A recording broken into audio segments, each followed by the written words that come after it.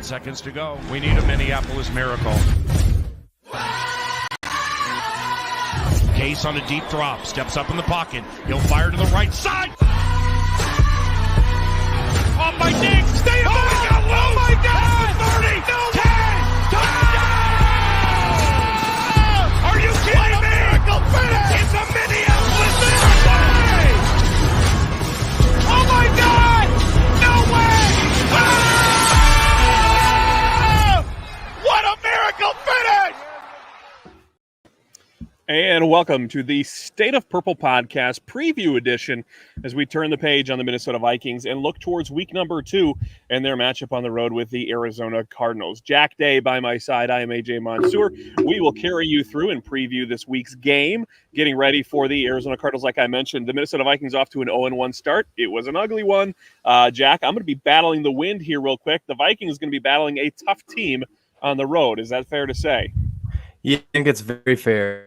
As you all notice, I'm in a different location. I lost power right before the show, so I'm actually where my podcasting career began, in my parents' basement. So, yeah, looking forward to watching this game. I think it's going to be a very tough test for the Minnesota Vikings on both sides of the ball, but I wouldn't say I'm optimistic about this, but I do think that this is going to be an entertaining game to watch, to say the least.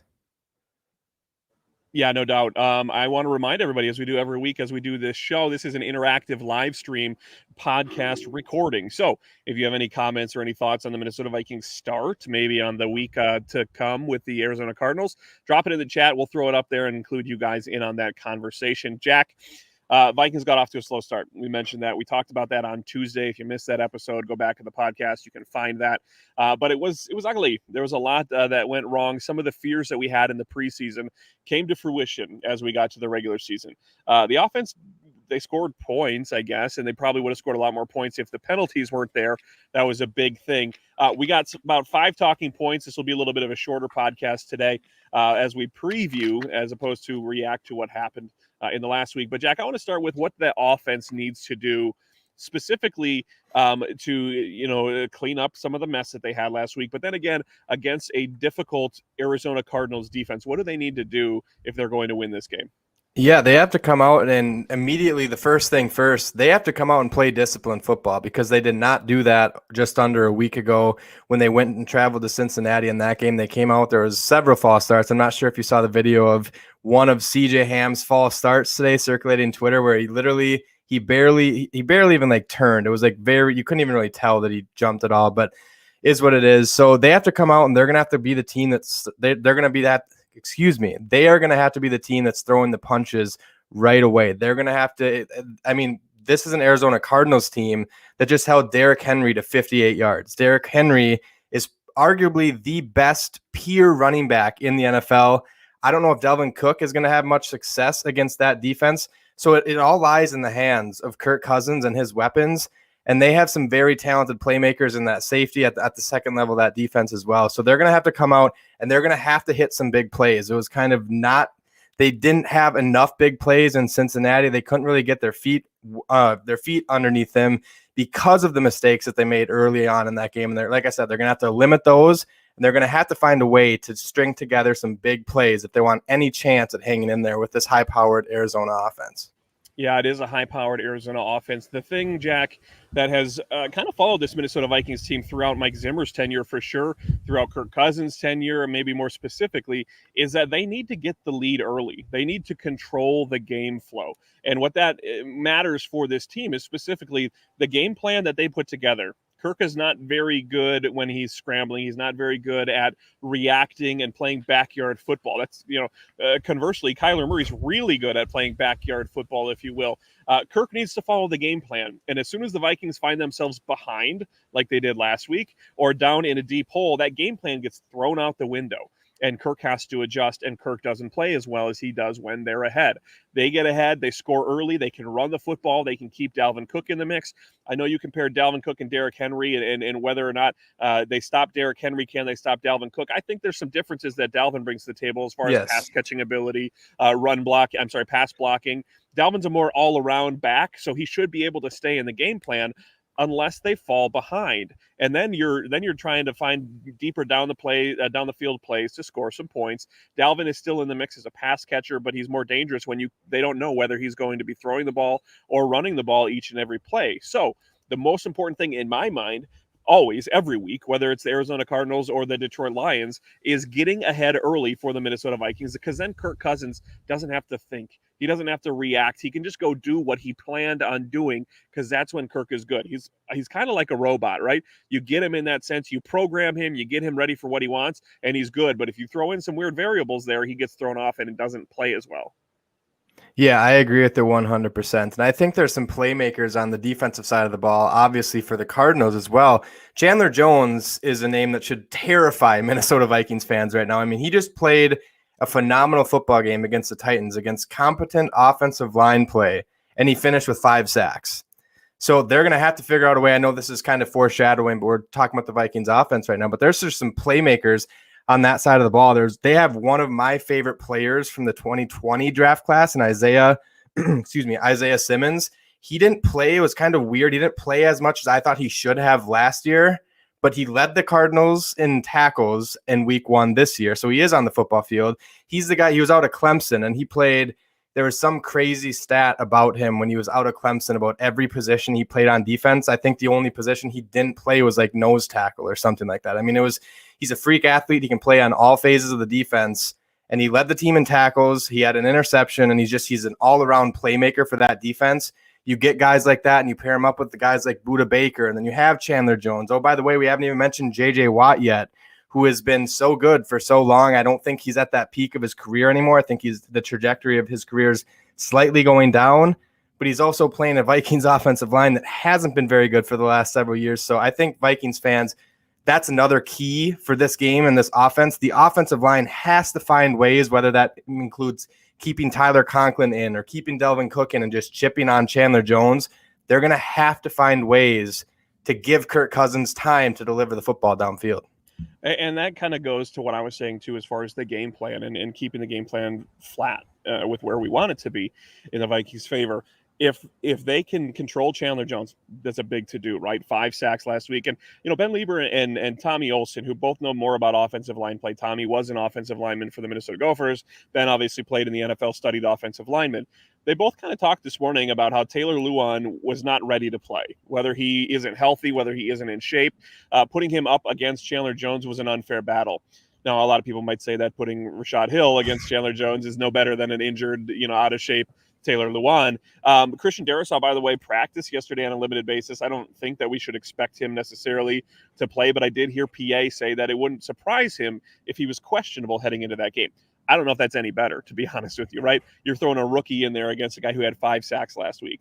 That being said, there are other ways to neutralize a pass rush, running the ball right at it. Running the ball at it, like you said, chipping a tight end or a running back over there to help with the block. If he's going to run around the edge, you throw Dalvin Cook to run right in there through that gap right next to him, and you run right by him every single time. That will negate it. He'll have to adjust a little bit and make sure that he's playing a little more careful. So when we talk about stopping Chandler Jones, stopping J.J. Watt, I don't even J.J. Watt's a name at this point. I don't even know how much impact he really has on the football field. Chandler Jones is where you should be scared. Moving the pocket is another way you can do that. The Vikings did this in years past, right? Moving the pocket deliberately with a rollout, a bootleg, whatever you want to call it, for Kirk Cousins. So it's not a scramble, right? He's not good at that. But when you plan it, when you move the pocket deliberately, when you have a screen play, you let him run right by you and you throw it and dump it down to Dalvin Cook there. There are ways to negate Chandler Jones without necessarily just stopping him with a man versus man offensive linemen. So those things are going to be in the mix as well. But Jack, on offense for the Arizona Cardinals, they're also pretty dangerous. we talked about Kyler Murray in the backyard football, DeAndre Hopkins. They have a decent running game. Christian Kirk. They have a lot of people across the board to get points on the board. Their offensive line is decent. They're pretty solid offense as well. Yeah, and I think, you just said all of these superstars, essentially, and that's without – I agree with what you said on the J.J. Watt thing. I think that's very similar to how we can look at A.J. Green. I think at this point in his career, maybe he has a little bit of gas left in the tank, but I'm not so sure about that. But there's a rookie who I think they drafted in the second round, Rondale Moore out of Purdue, another gadget player with a ton of speed, he was one of those guys coming out of college, just pound for pound, great athlete. Now he had 4 catches for 68 yards. Kyler was spreading the ball around with this offense. His running backs were involved in the game plan, and the Vikings defensive game plan has to come down to figuring out a way to contain Kyler Murray. I don't think we're going to be seeing Michael Pierce chase down Kyler Murray and get sacks on Kyler Murray. He's too much of an athlete to do that. And I'm a little bit scared, and I think Vikings fans should be scared about this as well. The injury report, Courtney Cronin tweeted this. I saw it right before we hopped into the show. No Barr today at practice, no Eric Kendricks, and no Everson Griffin. So if you don't have Eric Kendricks or Anthony Barr, those are the 2 guys that I would possibly trust with doing some sort of spy on Kyler Murray because they're athletic enough. And if they don't go, this is going to be a long Sunday for Vikings fans. Yeah, and we've talked for years, Jack, not you and me specifically, but Vikings fans, about the struggle that the Minnesota Vikings, the struggle maybe that Mike Zimmer and his defense have against mobile quarterbacks. Russell Wilson comes in here and kills us every time. Kyler Murray might be the top end of that. Cam Newton was a problem back in the past. Even Aaron Rodgers in a different way, right? Not a mobile quarterback in the sense that you're going to design run plays and really use his legs against you. Lamar Jackson, another example. That those games that they've had in the past. Aaron Rodgers would just run out of the pocket. He'd move the pocket. He'd scramble. And he was so good at getting his wide receivers on the same mental page as him to come back to the football, break the route and just get open and find a way to do that. So Kyler Murray, how do you contain a guy like Kyler Murray? Is there a game plan to do so? Or do you just have to make him inefficient as far as a passer and make him, I guess, one-dimensional? I think it's going to come down to there has to be some sort of game plan for Mike Zimmer. And I don't know if that is sending more blitzes frequently than they did in Cincinnati or keeping a linebacker or a safety out there and spying the entire time on Kyler Murray. Because we saw there was a play, someone tweeted the play out. I don't remember who it was, but there was a play where Kyler Murray ran 46 yards sideline to sideline without crossing the line of scrimmage. And then I think that might have been, I don't know if that was a touchdown to DeAndre Hopkins or not, but similar to what you were just saying about Aaron Rodgers, that's how Kyler Murray plays as well. He will run around until someone gets free, and his wide receivers know that they have extra time because he's going to utilize his legs. And if they can get free, we've seen with the Vikings secondary get burnt with rookie Jamar Chase. Rashad Breeland was getting burnt. We saw Patrick Peterson, who Mike Zimmer has given a ton of praise to. A lot of people on this defense have given a ton of praise to Patrick Peterson, but Jamar Chase had him on that one play. I don't know if you saw that on Twitter as well. He had Patrick Peterson spinning around in circles. And if this secondary can't stick to guys and they aren't able to, I think they're going to do a good enough job at getting pressure to Kyler Murray. But there's a whole nother aspect of getting pressure to him and then actually being able to tackle him and get him down on the ground. And I don't know if this Vikings defense is athletic enough to do that. Like I just said, we might have to see more packages where a Sheldon Richardson comes in and plays in that 3-tech role just so you have an athlete there instead of Delvin Tomlinson. I'm not saying Delvin Tomlinson isn't capable of playing that role. He is. But they're going to need more athletic players getting into that pass rush and getting involved. And if they aren't able to bring Kyler Murray down and get him on his back a few times, it's going to be it's just going to be a struggle for this defense. Right. He has the ability to elongate plays. And what, PA was talking today, what the Cardinals like to do is they like to use Kyler's momentum, his mobility, I should say, to keep teams on edge. Put a spy, put that linebacker on Kyler Murray so you follow him around and you lull them asleep. You get them dangerous. Is he going to run it? Is he not going to run it? Is he going to move the pocket? There he goes. Do I have to leave my man? Do I have to go get him? And you get these guys questioning, the defensive backs questioning. You get them to put their guard down essentially, and then they throw it up over the top. We saw it, I think, twice last week with Christian Kirk.